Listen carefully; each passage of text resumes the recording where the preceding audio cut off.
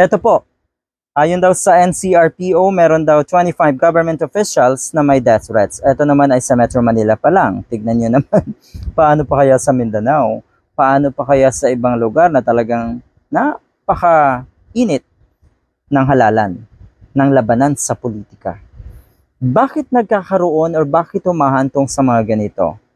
Abay, sino ba ang magbabantaan? Sila, natural, diba? Alam nga namang magbanta yung mga ordinaryong kababayan natin, yung taong bayan, natural hindi. Sila yan. Okay, kaya huwag nyo kaming idamay dyan. Pakialam namin sa bantaan ninyo.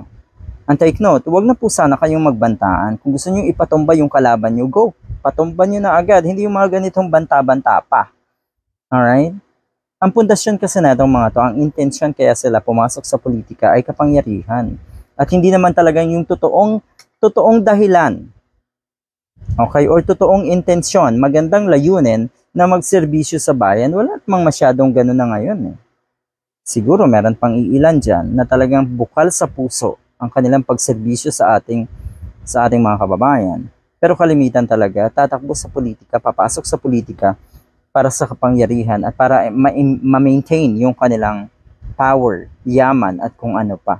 Ganon po ang kalakaran dito sa atin. Kaya patuloy nyo yan. Magbantaan kayo hanggat gusto nyo. Okay? Eto, natuklasan daw ng NCRPO na may 25 government officials sa Metro Manila. Ulitin ko, sa Metro Manila pa lang ito.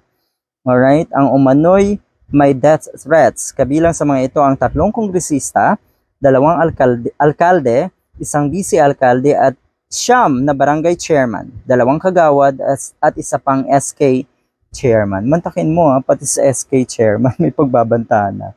Bakit kaya kayo nagbabantaan? Dahil kayo po ay pare-pareho lang na kapangyarihan ang habol. Alright? Kaya ayan. So mag-ingat daw po ang lahat sa mga kurakot. Tama naman. Yung mga ganitong nagbabantaan, isa pa yun yung pangungurakot ang kalimitang dahilan. Alright? Kasi alam naman natin sa politika, alam natin yung mga nasa pwesto, ang totoong sweldo niyan ay kakapiranggot naman. Hindi naman kasing laki ng kinikita halimbawa ng isang nasa YouTube katulad ko. Kaya dito may nag-aalok sa akin. Sana nga po kung mas malaki ang kita kesa sa kinikita ko sa YouTube at sa pagbablog. Pero hindi, wala pang kalahati. Ano pa yon? Diba? Pwede naman akong tumulong sa mga kababayan namin nang wala sa politika at wala sa pwesto. Pero yun nga, malay natin. Diba? Kung talagang yun ang ating calling, ay pwede natin talagang subukan. Pero hanggang ngayon or sa ngayon, abay alam natin, nakakapiranggot ang kinikita o ang sweldo ng mga nasa politiko, pero nakikita naman natin kung anong klaseng pamumuhay meron yung mga yan. Diba? Taliwas na taliwas. Kaya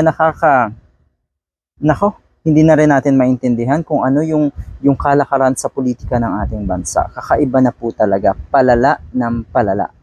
Kaya minsan kung iisipin ko na, okay, pumasok sa politika halimbawa, pero di ba madadamay ka lang? Meron kasi kahit papano ngayon na maganda pa rin talaga ang intensyon. Kaya lang kasi nadadamay na sila dahil ang majority ng mga nasa politika ay mga sangkot.